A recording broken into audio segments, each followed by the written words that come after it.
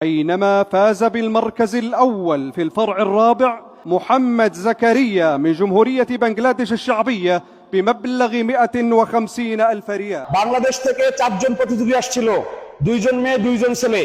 আলহামদুলিল্লাহ 4 জনই বিশ্ব জয় করেছে। আল্লাহু আকবার। সবাইকে অভিনন্দন। আমরা আনন্দিত। সবাই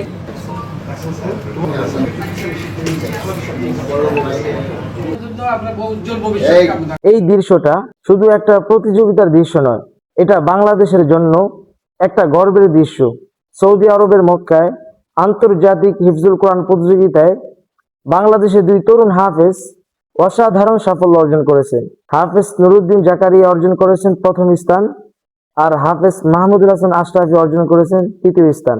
তারা প্রমাণ করে দিয়েছেন বাংলাদেশ শুধু ক্রিকেট ফুটবলের দেশ নয়, বাংলাদেশ কোরআনের হাফেজদেরও দেশ। যারা দিন রাত কোরআন মুখস্থ করার পরিশ্রম করেন, আজকের এই অর্জন তাদের জন্য অনুপ্রেরণা।